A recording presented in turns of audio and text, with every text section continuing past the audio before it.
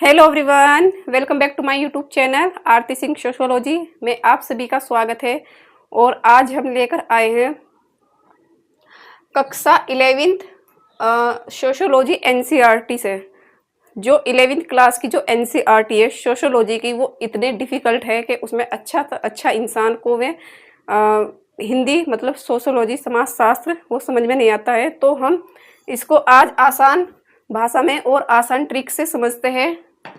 समाजशास्त्र क्या है और समाजशास्त्र की शुरुआत कहाँ से हुई और कैसे हुई, हम एनसीईआरटी 11th क्लास की एनसीईआरटी से समझते हैं।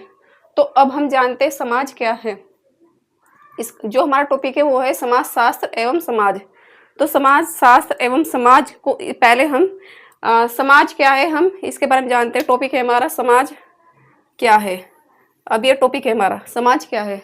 समाज हम उसको नहीं कहते हैं कि जिसमें समूह बना होता है। और जैसे हमने ये बस है, मतलब ये हमारी क्या है, बस है।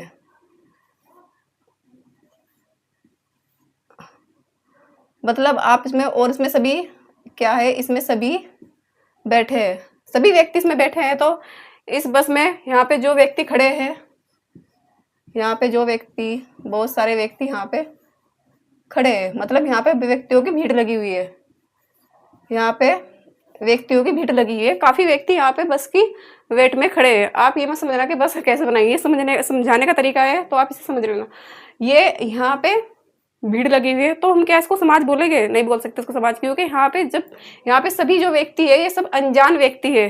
हम इनसे हमारा कोई कांटेक्ट नहीं है, कोई नेटवर्क, कोई संबंध नहीं है इनसे, तो हम इसको समाज नहीं कह सकते, क्योंकि ये सिर्फ व्यक्तियों की भीड़ है। समाज हम किसको कहते हैं? समाज कहाँ से शुरू होता है? समाज होता है पहले परिवार से। समाज कहाँ से होता है? परिवार। परिवार से क्या बनता है? मोहल्ला। मोहल्ले से क्या बनता है? गांव। गांव से क्या बनता है? परिवार बनता है, मोहल्ला बनता है, गांव बनता है। फिर गांव से क्या बनता है हमारा? शहर। शहर बनता है। फिर शहर से ही हमारा ऐसे करके हमारा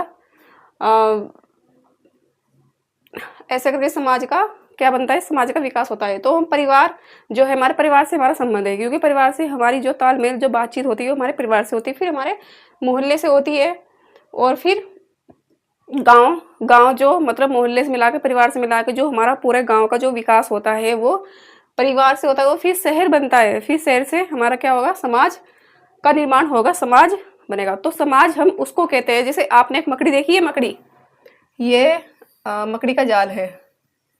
तो इसमें मतलब ऐसे ये जाल है, और यहाँ पे व्यक्ति क्या है? व्यक्ति एक दूसरे से क्या है?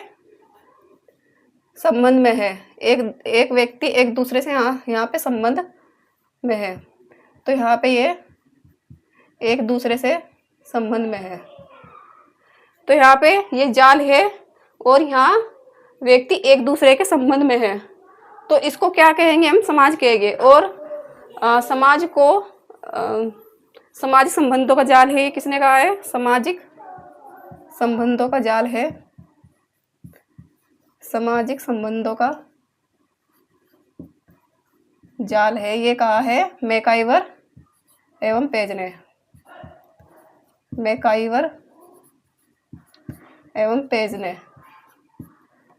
और अब हम जानते हैं समाज, तो आपको समझ में आ गया है समाज किसे कहते हैं। समाज हम किसी भीड़ को नहीं कह सकते, बल्कि समाज हम उसको कहेंगे जिसमें हमारा तालमेल होगा, हमारा संबंध होगा, हमारी बातचीत होगी, उसको हम समाज कहते हैं।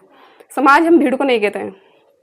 फिर अब आएगा हमारा दूसरा जो टॉपिक है इसका, सामाजिक संबंधों का जाल है। ये मैंने आपको समझा दिया है, सामाजिक संबंधों का जाल है, ये आपने समझ लिया है। और फिर सम्मान, संस्कृति और नियम। मतलब जो समाज होता है इसमें क्या होता है? इसमें जैसे हमने किसी समाज का निर्माण किया और उस समाज से हम मिल रहे हैं, जुल रहे हैं, बातचीत हमारी हो रही है, हमारा जो गांव है, जो बस्ती है, जो हमारा परिवार, जो मोहल्ला है, हम उनसे सहयोग से जुड़ते हैं और अपनी संस्कृति जो हमारा कल्चर है उसको ही अपनाते हैं। जो हमारा गांव है, हमारा पूरा समाज है, गांव से ही हमारा ताल्लुक है, संबंध है।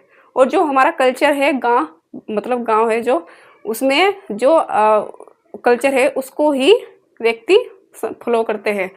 तो इससे क्या बनेगा, इसमें समाज में नियम होते हैं। जैसे कोई किसी के साथ शादी कर रहा है तो शादी का मतलब ये नहीं है कि वो गांव में शादी कर लेगा या पड़ोस में शादी कर लेगा, ऐसा नहीं होता। क्योंकि रीति रिवाज है, वो दूसरे गांव से बिलोंग करेगा। अब एक गांव से बिलोंग है तो उसका क्या होगा, दूसरे गांव से भी बिलोंग होगा। ये एक गांव है और ये दूसरा गांव है, तो दूसरा गांव से उसका क्या होगा,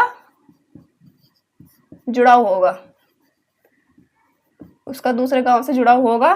तो वो क्या करेगा, वो अपने गांव में शादी नहीं कर सकता, बल्कि वो दूसरे गांव से उसका जुड़ाव है तो वहां पे उसकी शादी होगी। मतलब यहाँ पे ये शादी कर सकता है, चाहे लड़का है या लड़की होगी। तो यहाँ पे बल्कि नियम और संस्कृति, ये सम्मान और समाज में मिलता है और इस पर परस्पर निर्भरता होती है। और वो निर्भरता पर हमको अपनानी पड़ती है। हम किस पर निर्भर हैं, अपने समाज पर। समाज पर व्यक्ति निर्भर है, क्योंकि वो समाज के जो नियम, जो कल्चर है, वो उसको नहीं तोड़ सकता है, उसके खिलाफ नहीं जा सकता है। फिर आ गया हमारा समाज शास्त्र। तो समाज शास्त्र किसको कहते हैं, अब हम जानते हैं। हमारा जो दूसरा टॉपिक है वो है समाज शास्त्र। समाज शास्त्र हम उसको कहते हैं जो समाज के रीति रिवाज और जो समाज को क्या करता है, समाज को ये क्या करता है, ये नियमों से, इनके नियम देखता है। शिक्षा और भाई, शिक्षा और बेरोजगारी,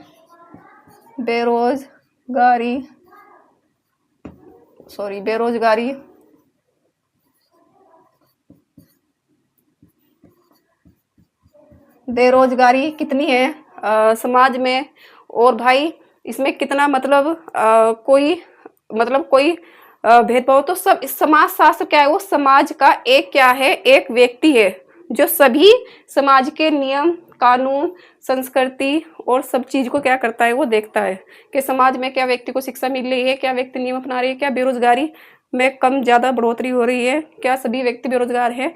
तो ये काम क्या करता है, समाज शास्त्र करता है। और समाज शास्त्र का जो उद्भव हुआ, समाज शास्त्र का उद्भव कहाँ से हुआ, यूरोप से। तो यहाँ से समाज शास्त्र का यूरोप से मतलब उद्भव हुआ। और ये कब हुआ था, हमारा 19वीं शताब्दी में। 19वीं शताब्दी में उद्भव हुआ था। और किसके द्वारा हुआ था, अगस्ट कोम्टे के द्वारा। अगस्ट कोम्टे इसके जनक कहलाते हैं। तो ये हमारा यहाँ से जन्म हुआ यूरोप से और 19वीं शताब्दी में।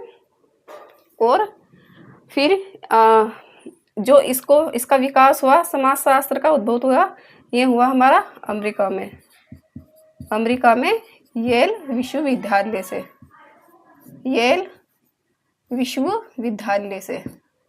तो यहाँ से येल विश्वविद्यालय से। और ये कब, येल विश्वविद्यालय में कब आया है, 1876 में। किसके उपलक्ष्य में आता है, कौन इसके प्रोफेसर थे, ग्राम समनर थे। तो आप सभी स्टूडेंट ये सब याद रखना, जो 11th क्लास के जो छात्र है, स्टूडेंट है बच्चों, ये सभी आपको क्लियरिटी याद होनी चाहिए। आप इनको बहुत अच्छे से याद कर लेना। और मैं आपको नोट्स भी दूंगी और PDF भी दूंगी। और तो आप इसको पहले अच्छे से रिवाइज करना बच्चों। फिर है हमारा इसका अध्ययन केंद्र हमारा यूरोप में है और इसके सामान्य ज्ञान मतलब भिन्न है। और अब हम जानते हैं समाजशास्त्रीय कल्पनाएं। समाजशास्त्रीय कल्पनाओं के बारे में हम जानते हैं। अब हमारा तीसरा टॉपिक है समाजशास्त्रीय कल्पना। हम उसको कहते हैं जिसमें व्यक्ति मतलब एक व्यक्ति है। ये कौन है, ये एक व्यक्ति है। अब ये एक व्यक्ति क्या है, ये नौकरी की तैयारी कर रहा है। मतलब ये क्या कर रहा है, ये तैयारी कर रहा है। तो ये मतलब बेचारा पढ़ रहा है, क्या कर रहा है भाई, ये जाने। पर ये बेचारा नौकरी की उसमें भटक रहा है। मतलब इसको क्या नहीं मिल रही है, इसको नौकरी नहीं मिल रही है। तो ये नौकरी देख रहा है और बट इसको नौकरी नहीं मिली, तो इसको हम क्या कहेंगे, मतलब ये एक व्यक्ति की समस्या है। किसकी समस्या है ये? एक व्यक्ति की ही समस्या है। लेकिन अगर हम व्यक्तिगत मतलब व्यक्तिगत समस्या में आएगा ये, फिर है हमारा जनहित मुद्दे। तो जनहित मुद्दे ये हमारा व्यक्तिगत समस्या है, मतलब हम इसको कह सकते हैं कि ये व्यक्ति आलसी है, या ये काम करना नहीं चाहता, या ये मेहनत करना नहीं चाहता, तो ये क्या होगा, ये इसकी व्यक्तिगत समस्याएं है जो ये भटक रहा है। तो ये इसकी आलसीपन की वजह से इसको नौकरी नहीं मिल रही है। तो फिर हम क्या करेंगे इसमें, दूसरा है हमारा जनहित के मुद्दे। अगर जनहित के मुद्दे में हम कहते हैं कि अगर बहुत सारी वैकेंसियां निकली, मतलब बहुत सारी वैकेंसियां गवर्नमेंट ने निकाली, सरकार ने निकाली है, तो सरकार ने तो वैकेंसी निकाल दी, सब ने फॉर्म भर दिया, जो सभी कैंडिडेट थे उन्होंने सबने फॉर्म फिल किया, सबने भरा। फिर इसमें क्या कि सब जिसने जितनी अच्छी मेहनत की, जितनी अच्छी तैयारी की, तो उसका नंबर आ चुका, मतलब नंबर आ चुका, मतलब पेपर एग्ज़ाम हो गया, और जो एग्ज़ाम लीक हो गया, मतलब वो एग्ज़ाम सरकार ने करा दिया और एग्ज़ाम लीक हो गया। मतलब यहाँ पे क्या हो गया, यहाँ पे पेपर गवर्नमेंट ने कराया और पेपर क्या हो गया, लीक हो गया। तो जो बच्चे जो सब ने दिन रात मेहनत की और बेचारे में इस उम्मीद में थे कि हमें इस बार हमारा नंबर आ जाएगा, हमें नौकरी मिल जाएगी और हम अपने माँ बाप का नाम रोशन कर पाएंगे, और फिर क्या हो गया, ये पेपर लीक हो गया। और लीक होने से क्या हो गया, ये पब्लिक की समस्या हो गई, ये जनहित मुद्दे की बात हो गई। इसमें कौन दोषी हो गया, इसमें सरकार दोषी हुई। कौन दोषी है इसमें, सरकार, कि सरकार ने मतलब वैकेंसियां निकाली, और वैकेंसियां निकालने पर उन्होंने पेपर कराया और उस पेपर को लीक करा दिया। मतलब लीक कराने का मतलब क्या है कि जो बच्चे उम्मीद लगाकर बैठे थे कि अब हम बेरोजगार नहीं रहेंगे, तो उनसे भी उनका हक उनसे छीन लिया। तो अब ये हमारी सामाजिक मुद्दे की बात हो गई, तो मतलब ये हमारी सामाजिक समस्या हो गई। फिर अब ये गलती है सरकार की। तो थैंक यू सो मच, और कल हम इसके और टॉपिक लाएंगे इस अध्याय 1 के 11वीं क्लास के सोशियोलॉजी के। Thank you so much. आपको वीडियो कैसी लगी तो आप मुझे कमेंट में बताना, और लाइक शेयर करना। Thank you.